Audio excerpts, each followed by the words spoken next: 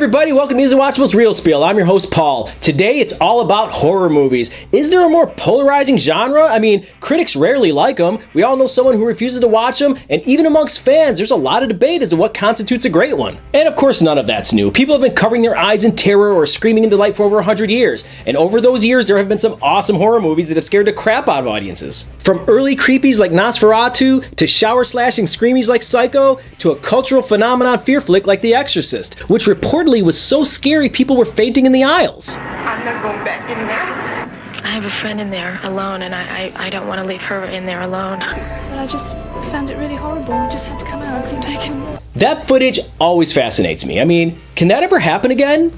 Can audiences ever be that scared again? Now, I know it's easy to laugh at the people in that footage, but as horror fans, isn't that exactly the type of reaction we're all secretly hoping for? So today's topic poses the question, are horror movies still scary, or more accurately, can they still really scare us? Now, before you answer that, know that I am not talking about jump scares here, so no need to rattle off all the times your heart skipped a beat while watching The Nun. Jump scares aren't really scares at all. I mean, your 7-year-old little sister can jump out from behind a couch and almost give you a heart attack, but you wouldn't exactly describe her as scary. She caught you off guard, she startled you. See, what I'm talking about is genuinely being stricken with fear, like being nervous before you even go into the theater, and then having what's on screen be so terrifying that you're unsure if you even want to finish it, and then afterwards having it stick with you like a dark cloud that you just can't seem to shake. Also, I should point out that this video is really aimed at those of us who watch and enjoy horror movies, not those that stay away because they can't handle them or they find them too intense, which, honestly, I envy. To actually find a horror movie scary, that's exactly what I want, but sadly, while I love horror movies, I'm never really scared. And from speaking with other people, apparently I'm not alone. So what's the deal? It's 2019. Special effects are photorealistic, digital surround and the near perfection of 3D have created immersive experiences like we've never known before, and Hollywood has had over a century to figure out what creeps us out. And while The Exorcist had people leaving the theaters shaking in fear, and 1975's Jaws had people so scared to go in the water that beach attendants actually dropped that summer, today's horror films really don't seem to affect us at all. This has been a popular criticism of Hollywood in general. You often hear people say that nothing's original anymore, everything's a reboot or a remake or a ripoff. If you apply that same criticism to horror movies, then is it that it's tougher for us to get scared because we've kind of just seen it all before? On some level, that makes sense because if you start making a list of all the different types of horror movies, possession, vampires, ghosts, zombies, demons, aliens, torture porn, the list would get pretty long, but it's still finite, and yeah, we've seen them all before. The storylines might change, but more often than not, the subject matter is still some variation of something from that list. And it all kind of tracks when you consider that when something does seem truly new and fresh, audiences take notice. The Blair Witch Project is a great example. While it didn't invent the found footage concept, it was a new thing to most people. Combine that with a clever marketing campaign that primed us with an eerie backstory before we even stepped into the theater, and the movie was kind of scary. At the time. But what does Hollywood do? They give us a conga line of found footage films for like the next 10 years, which I guess kind of just supports that whole lack of originality argument.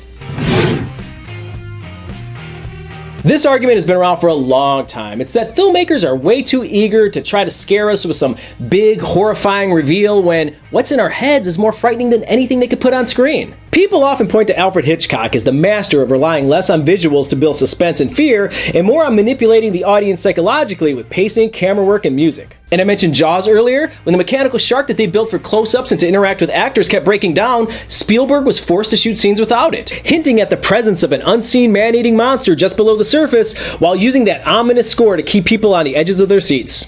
And while I do love me some special effects done right, when done wrong, they can ruin the scares. Take 1963's The Haunting and its 1999 remake, for example. It seems tame by today's standards, but the 1963 version was atmospheric and creepy as all get out. It used great set design, cinematography, music, and sound effects to heighten the tension and amp up the scares. But the remake starring Liam Neeson and Catherine Zeta-Jones? All that CGI made it feel like the Haunted Mansion ride at Disney World. But on the flip side, classics like Freaks, King Kong, and yeah, The Exorcist laid on the visuals thick and to great effect. So I don't know if it's a case of showing too many special effects or, just gotta know how to use them. I only want to mention this one because I've heard it before and I'm sure you have too. It's usually coming from an older person or maybe a horror movie snob. And look, I'm not a young guy by any stretch, but I don't believe this for a second. I might get some flack for this, but I don't think movies today are any worse. I don't think they're dumber. I don't think they're any less scary. I don't think that's it at all. I think horror movies today are as good as they've ever been. I know that might sound strange since I've been bringing up some older movies as examples, but look, you can take any of those older movies. Take The Exorcist. Pretend it was never released in 1973 and that it hits theaters for the first time this Friday. It would not receive the same kind of reaction it did 45 years ago. People would not be as scared. They'd probably like it. It's a good movie. I mean, the special effects are a little dated, but let's say that even those are cleaned up and everything else is brought up to today's standards. Still, it just wouldn't have the same impact. And you can go the other way. Take any decent modern horror movie, I don't know, the remake of It or one of the Conjuring movies, and go back to the 1960s. They'd probably pee themselves. Again, I think the quality of horror movies is fine. I mean, there are certainly more bad ones than there are good ones, but that's always been the case. So maybe it's not the movies, maybe it's us. But if so, why? Why don't even my favorite horror movies elicit any real palpable fear in me? And I'm not talking after seeing them a dozen times, I'm talking about from the very first viewing. You know, it's weird because I'll often describe a horror movie that I really like as being scary. I'll be like, oh, you gotta see that, it's really scary. But I say that almost because I know it should be scary, not because I'm really scared. It's like telling somebody a joke and they go, oh, that's hilarious. But they don't laugh. They just say it's hilarious. I mean, how funny can it be if they don't even laugh? I don't even really like thinking about this one, but I'm not getting any younger, and when you think about it, the easiest amongst us to scare are the little kids. I remember being scared of every room in my house after seeing the original Amityville Horror when I was 6 years old. Yeah, my parents are pretty cool.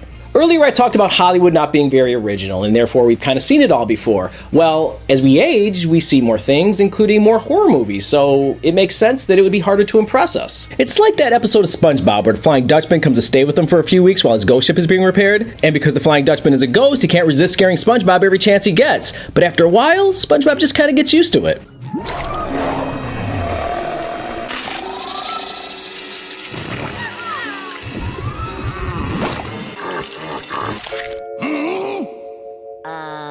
Dutchie, is this gonna be much longer? Why aren't you freaking out, lad? Well, you've been here a while, and, well, I've seen all your tricks. And I'm sure it's no coincidence that Hollywood targets most horror films squarely at a teenage audience and has pretty much been doing so since the 1950s. But in defense of my wrinkly old butt, not all the people in that Exorcist news footage or all the people avoiding the beaches back in 1975 were teenagers. When we think movie violence, we usually think action films, but horror is all about the violence. Yeah, slasher movies are about as violent as it gets, but every type of horror movie is about someone or something that wants to inflict bodily harm on someone or kill somebody. I mean, it's that primal fear of death and bloodshed that makes scary movies scary. So why don't those things chill us to the bone anymore? Maybe it's because death and bloodshed are kind of just everywhere. You can blame movies, television, video games, comic books, death metal, the news, whatever. The point is people getting shot or stabbed or blown apart or dismembered is a lot less shocking after you finish watching CSI, played 45 minutes of Red Dead Redemption, and then turn on the evening news to learn of a suicide bus bomber. People don't like the word desensitized, but we kind of are. We've seen an idiot go into an Orlando nightclub and kill more people in the space of 30 minutes than Michael Myers did during the first Halloween movie. And a maniac murdered more people from his Vegas hotel room than Jason Voorhees did during the first 3 Friday the 13th movies combined. And we're supposed to be trembling in fear at some slow-moving guy with a sharp knife? Not happening. I think people watch those movies, particularly slasher movies, more for the blood and guts than the scares, which brings us to our next point. Okay, so not all horror movie fans are fans of extreme gore. Some purists even suggest that good horror movies don't need gallons of blood to be scary. Kind of goes back to the showing too much argument. But there's also a pretty sizable segment of the horror community that loves nothing more than a heaping helping of small intestines. Loves it. Some might call those people weirdos, but really, they just appreciate the technical artistry that goes into making those special effects look gut-wrenchingly real. And, like it or not, it is an art form with makeup masters like Tom Savini and others using everything from Kiro syrup to chicken parts to stimulate our gag reflexes. But as good as those guys are, many of us are still more likely to refer to somebody's head exploding as cool instead of scary.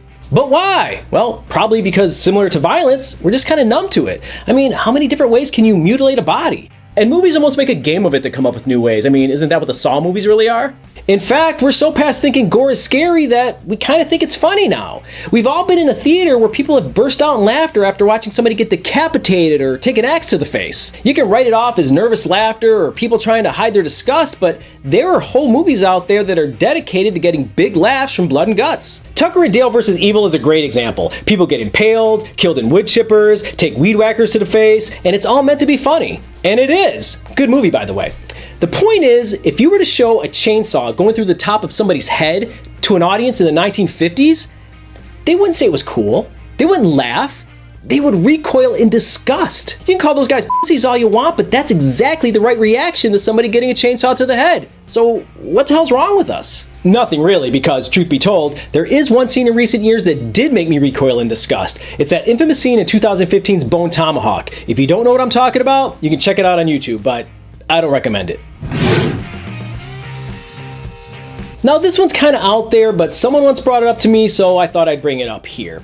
Horror movies are most effective when we can temporarily convince our brains that what's unfolding on screen is 100% real, which, as you know, is what suspension of disbelief is. Whether you're watching a play or reading a book or playing a video game, suspension of disbelief is key to escaping reality and immersing yourself in the imaginary world of your choice. And it's pretty easy to see that while the people fainting in the aisles back in 1973 knew The Exorcist was just a movie, they had zero problem suspending their disbelief. I mean, that one lady was so scared of the movie, she was actually concerned to leave her friend alone in the theater with it. I have a friend in there alone, and I don't want to leave her in there alone. That lady was suspending disbelief like a boss, but today, I think she'd still be in the theater watching the movie going, I wonder how they do that. And in just a few seconds it would take for her to think that, it would pull her out of the movie and effectively disrupt her suspension of disbelief. I don't know, maybe we're just too knowledgeable about movies these days. We've seen too many making ofs and behind the scenes, and advancements in technology have made it so that we can edit videos on our phone with effects that, back in the day, were only available to Industrial Light and Magic.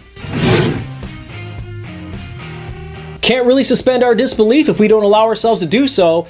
Now, I'm not picking on the guys here, but we've all known that super macho DB who claims he's not scared of anything. When y'all go to a haunted house, he's acting all hardcore and then bragging about how lame it was. Like, congratulations for not being scared of teenagers in rubber masks, dude. And what is that guy getting out of the haunted house experience? Jack. I mean, the whole point is to get scared. Why go otherwise? Same with horror movies. I mean, if you're watching a horror movie with the goal of not getting scared, you're watching it wrong and defeating the whole purpose. And let's face it, after everything I just said, it's doubtful that you're ever going to find yourself frozen in fear from any horror movie, but actively trying not to be scared is certainly not going to help things.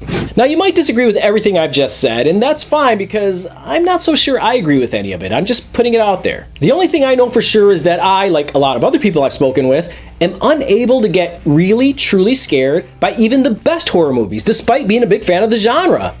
Why that is, I don't know. Probably a combination of everything I've just talked about mixed in with some things I haven't even thought of. And if your argument is that this whole video is stupid because you love horror movies and you watch them all the time and they scare the shit out of you, well, then that's awesome and I'm totally jealous. The one thing I think we can all agree on, however, is that as a society, we will never, ever react the same way to a movie as audiences reacted to the original Exorcist. That ship has sailed. And that bums me out because I would love to experience that. Well, thanks for sitting through that. Be sure to check out my film reviews and future reel spiels. And if it wouldn't be too much trouble, subscribe.